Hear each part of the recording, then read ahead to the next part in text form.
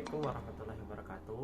Perkenalkan, nama saya Bagus Setiawan, STAMK 241-2082, Prodi Pendidikan Fisika, Fakultas Ilmu Keguruan dan Ilmu Pendidikan. Nah, di sini saya akan menjelaskan yaitu tentang percobaan listrik magnet, yaitu dimana percobaan satu yaitu reaktansi kapasitif. Nah, di sini saya akan membahas lengkap tentang reaktansi kapasitif, yang dimana mulai dari pengertian, alat tambahan, serta penggunaan reaktansi kapasitif dalam percobaan ini. Berikut adalah pembahasan. Baik, kita akan masuk ke pembahasan pertama, yaitu pengertian dari reaktansi kapasitif. Nah, apa sih reaktansi kapasitif? Reaktansi kapasitif atau reaktansi kapasitor ini dikenal dengan istilah reaktansi kapasitif atau dalam bahasa Inggris disebut dengan capacitive reactance, yang biasanya dilambangkan dengan simbol Xc dengan satuan ohm. Nah, dengan kata lain, reaktansi kapasitif atau kapasitif reaktan ini dapat diartikan sebagai hambatan yang timbul pada kapasitor yang dilewati oleh arus bolak-balik atau arus AC. Nah, selanjutnya kita masuk ke prinsip kerja dan dari kapasitor ini sendiri. Nah, kapasitor merupakan sebuah komponen elektronika yang berfungsi untuk menyimpan muatan listrik sementara.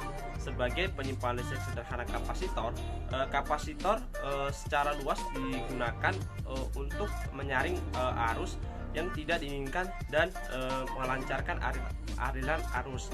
Nah, kemudian kapasitor bekerja dengan cara yaitu menciptakan perbedaan potensial di antara kedua konduktor yang sering dinamakan sebagai lempengarie, yaitu yang dipisahkan oleh materi insulasi yang dinamakan dielektrik. Nah, kemudian sehingga muatan-muatan yang sama tetapi berlawanan membentuk lempengan-lempengan yang berlawanan membentuk bidang listrik di sepanjang kapasitor. Kemudian, adapun cara kerja kapasitor yaitu dalam sebuah rangkaian elektronika adalah yaitu dengan cara mengalirkan arus listrik menuju kapasitor.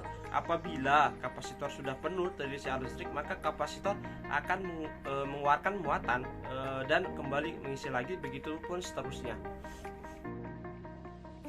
Nah, kita masuk ke pembahasan yang ketiga, yaitu hubungan arus dan tegangan. Hubungan arus dan tegangan pada percobaan reaktansi kapasitif ini yaitu sebanding, di mana semakin besar arus yang mengalir, maka tegangan semakin besar pula.